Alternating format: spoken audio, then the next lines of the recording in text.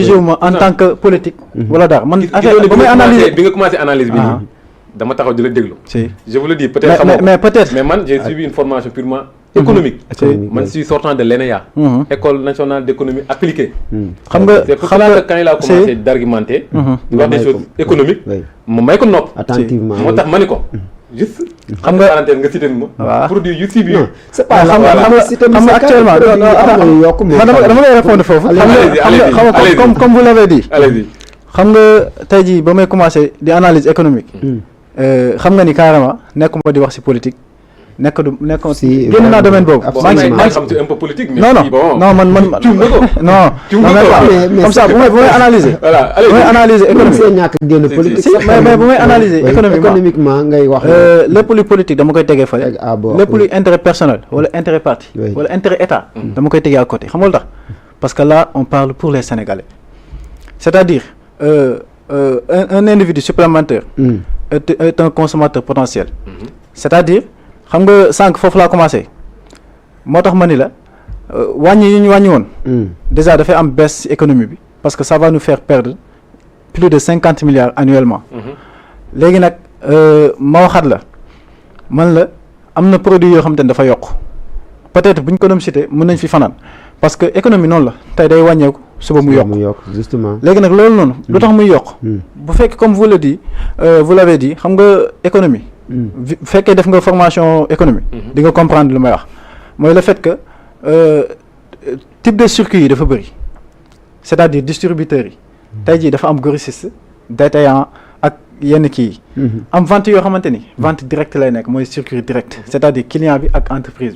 bi am circuit court mooy ànd ci détaillant yi ba lii léegi nag bu fekkee tey jii nii investissement bi nekkul à temps parce que bu fekkee état dafa bloqué li nga xamante ni mooy yenn bailleurs yi ba investissement mënul am léegi bu fekkee investissement yi nekkul à temps offre bi dafay wàññeeku offre bu wàññeekoo demande bi yéeg day am problème parce que la demande est supérieure à l'offre léegi nag dans ce cas lenn mooy mën a am soit ñu def voilà auto investissement le plus rapidement possible te bu fekkee xaalis amu fi moo ñuy conduire ñuy dugg ci lan ci dette yoo xamante ni ay eurobond lay nekk te bu boobaa li ñuy fay dafay yokk te day nekk ay taux d'intérêt yoo xamante ni duñ ko teg fenn wala soit ñu dem lu ñuy def mooy abbu xaalis suñu pays voisins yi je pense que ni loolu mënoon nañ ko éviter parce que boo déggee dans le passé état du Sénégal leboon na xaw ma plus de combien de milliards ñan la ko leb ay Côte d'Ivoire xam nga loolu muy man muy yow duñ ko rafetlu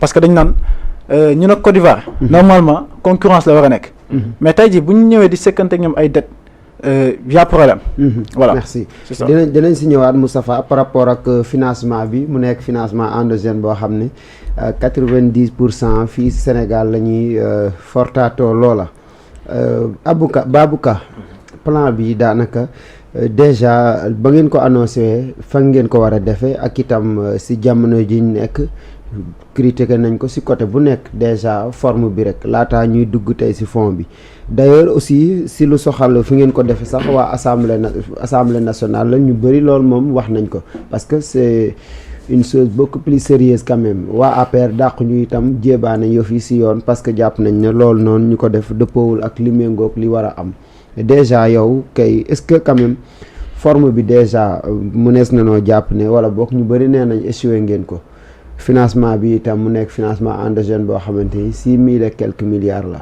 loolu ndax jàpp nga ne dina yomb ngeen fortaatu ko fii ci Sénégal. waaw bon di rafetlu sama naataango ci les pertinents voilà ci idée bi et tout. Moussa va baax donc xuma oui. même si nag li muy bañ a dégg ay analyse des fois da koy cuub mais xam nga ñoom toujours ñoom les nationalistes. non dëgg moo demee noonu la ñoom ñu bëgg a attaqué. non dafa cuub affaire yi quoi. c'est que dëgg moo demee noonu la dëgg moom xam nga parfois day xaw a sale. léegi li ma bëggoon wax mooy. dafa am loo xamante ni moo précédé. plan de redressement bi. c'est quoi. dafa am. ñu jox réew mi 2024. ñu ñëw am lu ñu fi fekk mu nekk des faits yoo xamante ni ñun ñëpp xam nañ ko. ñu fekk fi benn dette boo xamante ni dette publique boo xamante ni c'est tellement élevé. normalul mais même suñ ko fekkee woon xam ne lii sax maanaam suñu ñëwoon fekk fi dette boo xamante ni dafa élevé mais aussi bi ñuy falu ñoom ñu xam ne dette bi moo fi nekk quoi amul problème. oui mais dañoo falu door a découvrir loolu benn point la ñu demaat ba ci kanam ñu gis benn crise laa ko mën a entre guillemets mooy. crise économique. bon du ma crise économique mais par exemple lu ma bëgg a wax mooy. au-delà de faible mobilisation ressources internes bi nekk Sénégal. parce que ku ne xam na ne Sénégal y a une faible mobilisation des ressources internes. loolu moo war a yenn lépp yu bëri. ma ñëw ci beneen point boo xamante ni mooy. dem ba dañoo perdre confiance yenn partenaires internationaux yi.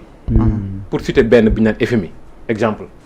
léegi nag vu tout cela ak beneen boo xamante ni ñëw na mooy gaspillage des biens publics te loolu rapport yi gën yëpp wane na ko donc vu tous ces points là. vu tous ces points. sachant que peuple bi bon dama wax peuple bi wala ñenn ñi ñooy taxaw naan un mois excusez-moi un an dafa tuuti. un an bi ñu ko faleeg léegi mënul fexe ba def fi dara mënuñ fexe ba kii bientôt 2 ans yooyu noonu. waaw léegi koo xamante ni temps baa ngi dem. ñu ngi lay juger mais boo defee action ñu dafa teel parce que dama dégg sama naar ak mu ne plan de redressement bi moom gis na ne jaragul ko woon. et pourtant ñoom gis nañ il faut ñu def plan de redressement bi pour vraiment yegg fi ñu leen xaar moo tax ma teg ma ne boo avancé ñu ne dafa teel jaragul ko boo deful action ñu ne. voilà ñu wax mais plan bi moom statistique yi moo wane ni dafa teel. non xaaral. si pourtant fee yi ma la tegal léegi les causes tey réew boo ko fekkee noonu. c'est normal nag nga wax nañu fan nga jëm. c'est normal aussi surtout point bi nga xamante ni. mais entre parenthèse daguma la Babou. mais réew mi fi nga wax ni fi ngeen ko fekk dëgg la metti na lool mais am na loolu leen si défend. les propos de Ousmane Sonko ba muy doog a accéder au pouvoir. des chiffres falsifiés. ay dettes cachées tout ça est-ce que quand même loolu itam yokkul si tey bu ñu nekkee en crise économique bokkul si li nga xamante ni tey moo ñu yóbbi lool voilà. alors tout simplement da nga jàpp ko ni l'ancien président moo def lépp. alors vous pensez que moom bu defutoon révélation boobu noonu li nekk ni peut-être mën nañ ci bañ a nekk il fallait que mu def ko parce que lu mu fi fekk la situation bu mu fi fekk. gënu koo yokk. situation économiquement. non je pense pas suñuy partenaire xaw nañoo taxaw tuuti si seen jokkalante. quoi mais c'est normal FMI ñun est-ce que bu defoon loolu quand même dinañ fa yegg. ñun on est tranquille avec notre conscience vous savez pourquoi. partenaire bu téye boppam. téyewul boppam par rapport ak ñun régime bi fi nekk actuellement. waaw pour le Sénégal mais dafa waaw d'accord maa ngi ñëw. mais dafa téye boppam. par rapport ak ay faits yu fi am yoo xamante amoon na fi te du ñun. waaw mais faits yi. et faits yooyu noonu ñan ñoo ko dévoilé ñan ñoo ko wax muy ñun gis nga. dama lay wax benn affaire. tey Ousmane Sonko tegagoo leen ko si table ji de. xaaral maa ngi ñëw Ousmane Sonko bu dem ko révélation boobu noonu dévoilé dette cachée bi tout ça ëllëg bu fi jógee keneen mooy ñëw def ko te moom du ci set wala régime moom du ci set. Ousmane Sonko a dénoncé mais ba tey fait yooyu noonu tegagu ko si table ji d'ailleurs waa FMI ñu ngi laaj ay preuves par rapport ak des chiffres falsifiés. non je pense que chiffres yi moom y a pas de falsification. loolu moom c'est qu'il bon. non y a pas de falsification. parce que dette boo xamante ni moo ko waxoon. non dette boo xamante ni yow c'est maanaam. day envoisiner presque les 100% du PIB. loolu tey on parle de 99,60 bon virgule 7 disons ça envoisine les 100 comment dirais-je ça envoisine 100% du PIB Sénégal. donc loolu du falsification lu am la loo xamante ni bëri na ñu ko lu ko confirmer ci ay statistiques. donc li ma bëggoon wax mooy. loolu su amee. maanaam manque de confiance bi commencé installé wu wala sax mu am ba pare vis-à-vis de certains partenaires internationaux. léegi pour que état moom tamit réagir. pour que mu mën a mëne li nga xamante ni maanaam ay vision am la wala projet am la. lan moo quoi de plus normal que mu taxaw faire face aux Sénégalais présenter leen plan de redressement bii nii. maintenant on parle de financement endogène. su ma juumul Joseph Kizio boobu dafa wax ne. on ne développe pas on se développe. on se développe. et kii nee na moom. mais on se développe teelul ci Sénégal. li mooy xoolal li mooy problème bi. non lu baax dafa teel teelul. léegi yow bu ne dafa teel dem ba suñu Sénégal. demal sa bopp moom c'est-à-dire. loo wax la ko koy ñaan mais quand même est-ce que c'est la façon. dont quand même nit ñu ko annoncé est-ce que c'est comme ça la bonne façon. non dans tous les cas. compte boo gis mu yegg 100 wala million ci benn la commencé on est d'accord. oui maanaam dafa teel bi. su ñu ne dafa teel ba defuñu ko keneen tamit bu ñëwee day commencé waat fi ñuy commencé donc vaut mieux et on dit comme l'adage dit le mérite appartient à celui qui commence. man li ma gëm mooy dara teelul fi. c'est le moment promesse bi la ñu defoon population bi. et c'est très normal très normal même. ñu nekk en action. man loolu laa gëm. donc plan de redressement bi orienté Sénégalais vers un financement endogène. loolu gisuma lu ko gën a normal. te l'expérience nous a montré que fii boo basé woo ci yenn partenaires internationaux yi des fois nga dugg ci guuta exemple. FMI ñoo ngi ni toog di xoolee. et kii wax na ko Sénégal bu demee bay lépp ay Côte d'Ivoire. loolu image bu kii si ñun. même si mën naa ko nangu parce que bon pas mën naa ko nangu mais dama ne mën. yéen a fi nekk voilà parce que ñu joxoñ leen baaraam non ay réew la. ay réew yu liggéey tamit loolu lu ne xaj na si wàllu liggéeyaan partenariat bi am seen diggante ak yooyu noonu loolu yëpp mën nañu ko nangu quoi mën nañu liggéey ensemble. mais dans tous les cas dama gëm ne dafa normal. dafa logique. ñuy présenté Sénégal yi plan d'action bii nii. man sama naataango su waxoon ne dafa yéex. ma mën ko nangu loolu quoi mais pas dafa teelul parce que chaque jour dañuy rapporter ñoom ñuy ñëpp ay bientôt 2 ans réaliser lu leen fi dara et quand tu mets des activités sur la table pour que yéen réaliser ko ñu ne la mënoon a xaar donc benn instant doo comprendre quoi.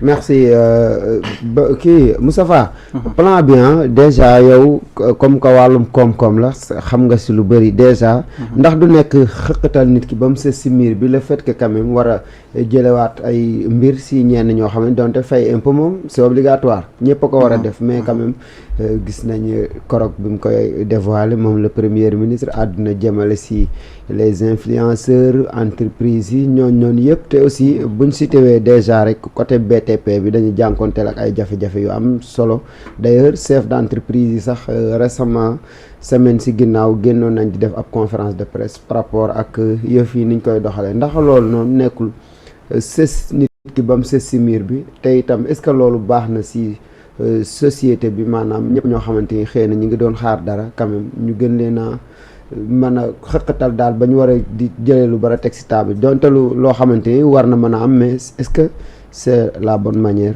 niñ ko annoncé.